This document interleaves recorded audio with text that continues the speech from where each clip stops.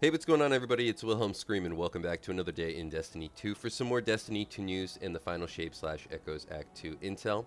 And in today's video, we are going to be going over the update for this week's Nightfall and GM Nightfall, which once again is the revised version of the Exodus Crash Strike. Remember, the strike was brought back this season with a whole bunch of new updates. There's a few changes that we're going to cover in this video. Fortunately, a very old glitch was brought back into the game with the last update, which makes the boss encounter very easy for solo players or everybody running this on the GM difficulty. It's unfortunate that we are on a new rotation in the GM Nightfalls. If you're going for your Conqueror Seal, remember we are now on a 3-week cycle, so it's going to put off getting your Conqueror Seal for at least a couple more weeks. But fortunately, this week we actually have a very unique weapon that you can farm in the Scintillation Linear Fusion Rifle. Remember, if you want the Adept version, which comes with the enhanced perks, very good weapon. You're going to want to do this on the GM difficulty, but you still can earn the normal version if you do this on any level Nightfall. These weapons will also be available, these legendary weapons, as well as the legendary set of armor to drop while you're farming for your Scintillation or any exotics. The GM difficulty is going to be a great farm for exotics this week.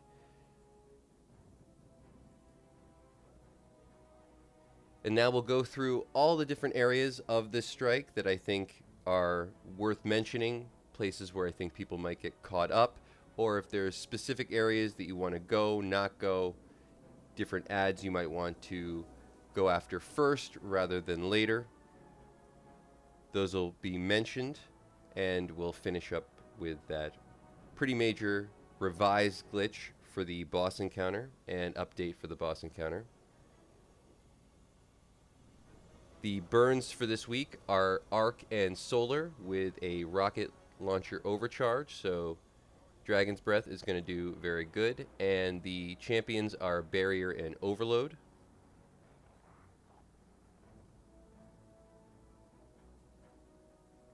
Something like Apex Predator also might do very well, or if you've farmed out the new Solstice rocket launcher, though it's not really paired well with the burns for this week, it still would do pretty well in something like this just because it has bipod on it, if you can get a roll with bipod. Apex Predator is probably going to be the best go-to legendary rocket launcher, but I think if you can bring Dragon's Breath, that's going to do very well. Prismatic builds are going to be the go-to, just because the versatility that Prismatic is providing at the moment I think is going to be great for, like I said, this revised version of the strike, which plays a lot more like a battleground now.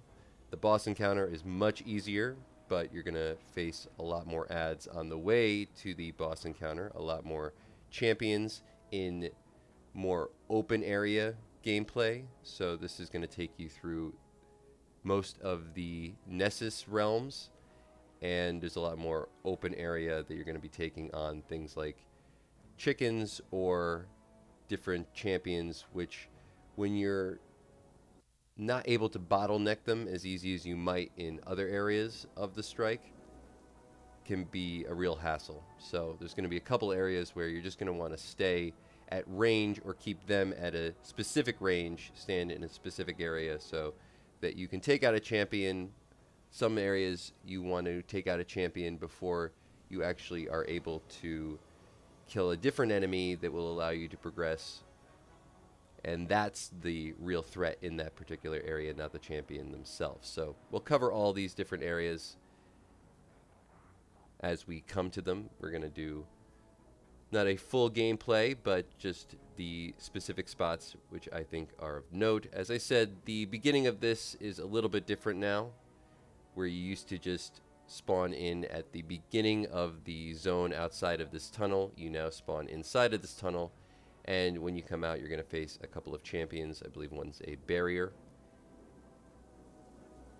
And the whole area where you would then jump on your Sparrow and have to navigate through the blue pillars. The blue pillars are removed, no longer have to do that, but there's a lot more ads between you and the area you're heading to. And the big thing that you're going to want to lock out for in this specific spot are the drop ships.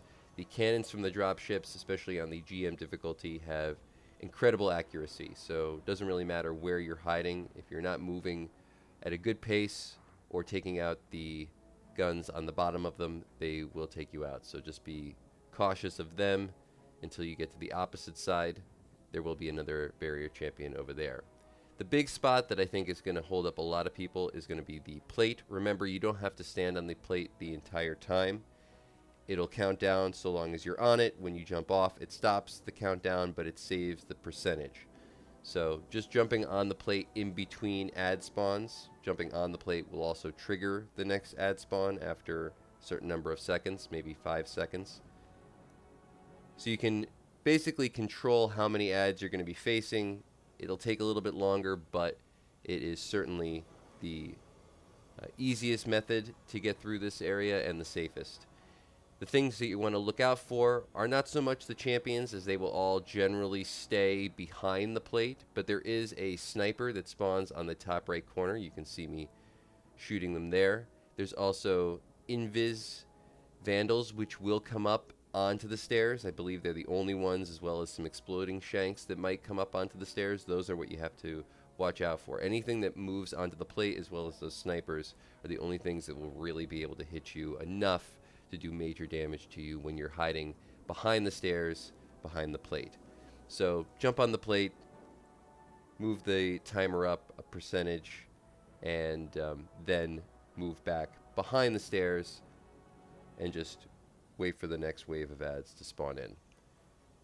Generally the same method that we've used. This one particular area only really got an update as far as the different enemies that you're going to face.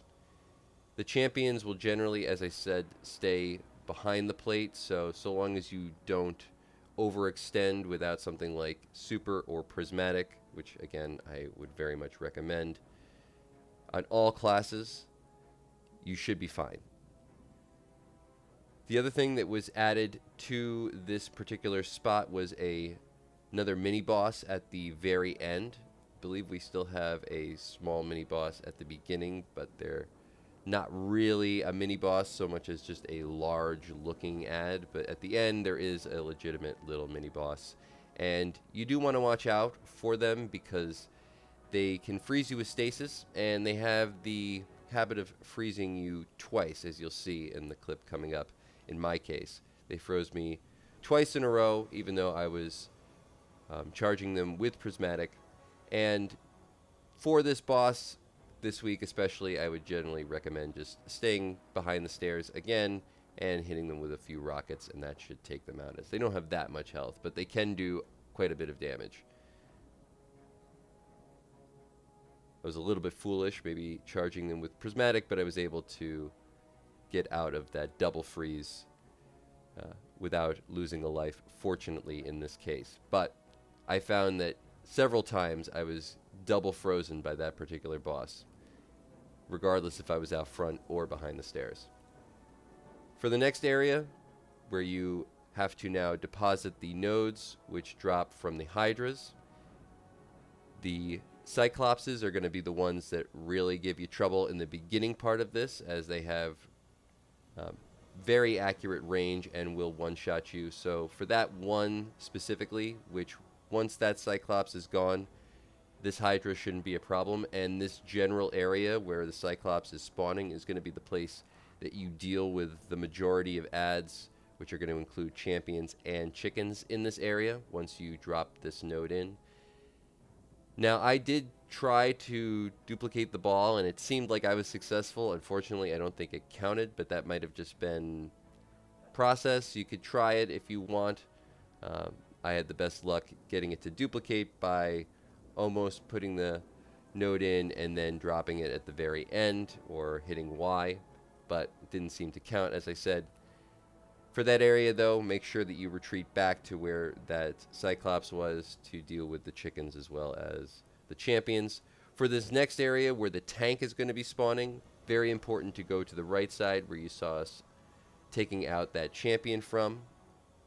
The real major threat there is going to be the tank, but that champion, as well as another, I think, few ads can come up from the left side, but it's primarily that champion that you want to focus on, as well as I think there's a yellow bar that can come up from the left side. So long as you go as far to the right as you possibly can while still maintaining eye of sight on the tank, you should be fine. And then, yeah, take out the tank first, because that's going to be the real threat, and then you can take out the champions just as you're about to move into the tunnel. And then once you're in the tunnel, make sure you take out that first champion on the right. That should be the primary focus. There's several different ways you can traverse through this zone. I actually like to jump up on the top of the tunnel directly behind where you enter. It just seems like it gives me a little bit more cover from directly above and all the shanks that will be shooting down at you. There's also a yellow bar shank at the very top. I would generally recommend just making sure you take out all the ads in this area one by one. If you can skip through a couple, okay, but I always find that you seem to be able to get through until you get to the very end, right where you have to traverse into the boss arena, and you'll get killed right at the door. So I recommend just taking out all the ads. It'll only take you a couple more seconds. And now, once we're heading into the boss arena, I would recommend not jumping down into the boss arena at first.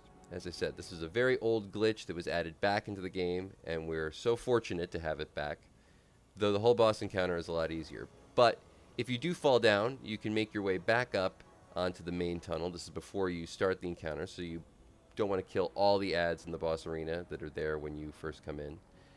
And then you're going to make your way up onto the top of the tunnel by moving to the left of the tunnel and just jumping out and straight up. And then there's another little ledge on top of that tunnel that you want to stand on. Now, this was removed from the game. It was a very old glitch, but you can stay up here for the entirety of the boss encounter. It's a great hiding spot. You could put all your teammates up here. You do, of course, need to go down to deposit the nodes, but like I said, you can jump back up that same path that you saw me use. With all three classes can make that jump. All three classes can get up to this spot, especially now with grapple and all different types of things. I'm just fortunate to have fairly easy jump on a warlock.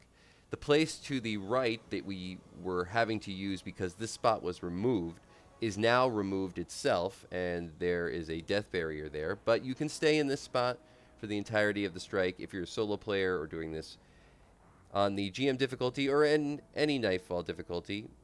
As a solo player or in a group, you can keep one player up here or all three players up here, though I wouldn't recommend necessarily having all three up here.